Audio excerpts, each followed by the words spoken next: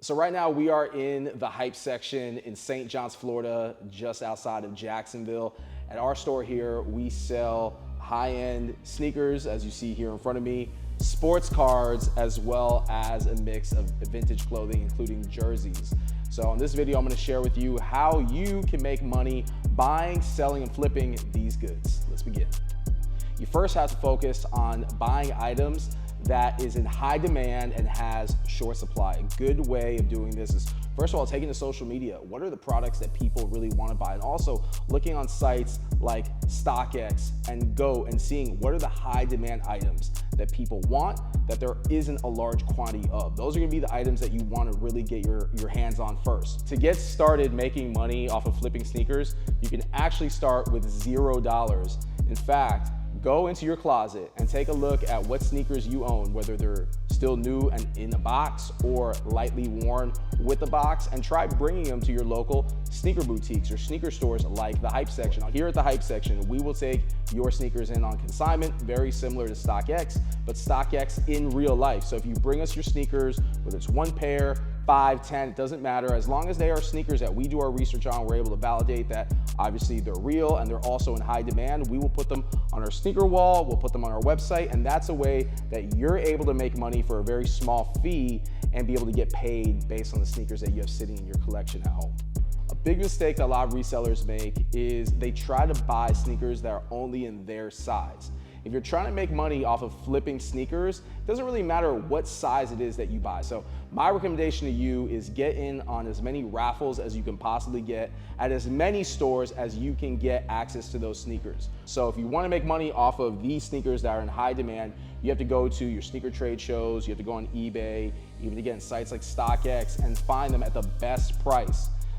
What's the best price? Well, that is based on obviously what you can afford, but also doing your research. The internet is great to help you do research on the shoes that are in high demand. For example, we have here these Travis Scott Jordan 1s. We have the Jordan 12 OVO collab. We have the A Ma Maniére Jordan 2s. Once you get a sneaker that is in high demand and you're able to flip it for a profit, or you're able to get multiple sneakers from that one trade, now you have some leverage that you can go again to Shoes and Market and other sneaker consignment shops in your area.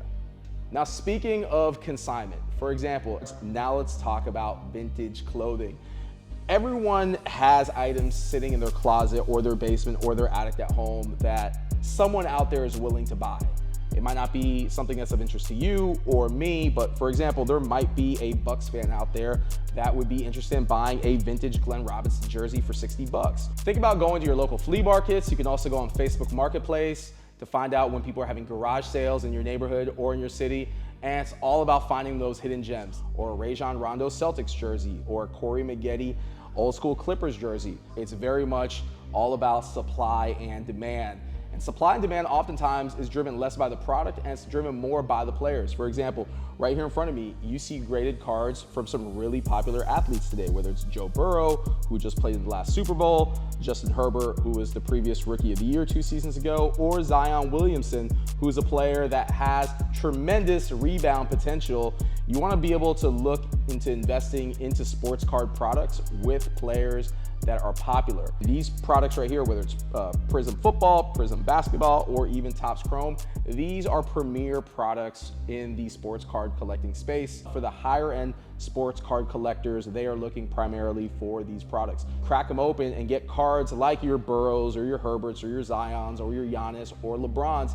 Invest in getting those cards graded, and by getting them graded, now again you have more leverage to be able to make money off of one card while still keeping other cards that you can sell anywhere from 25 cents to $1. And that might not sound like a lot of money, but if you crack open this box right here that has 40 cards in it and you get one really good card and then 39 not so good cards, you can still at least sell those cards anywhere from 25 cents to $1 and recoup some of your investment. The same principles apply with sneakers and sports cards. They apply with vintage or used clothing as well. You've got to take the time to do the research, see who's selling, and take the time to invest, to go out, whether it's to that yard sale or that flea market in your neighborhood, or it could even be outside of your neighborhood. It could be a convention, it could be a estate sale. The gems are out there. You just have to take the time to do your research and find them.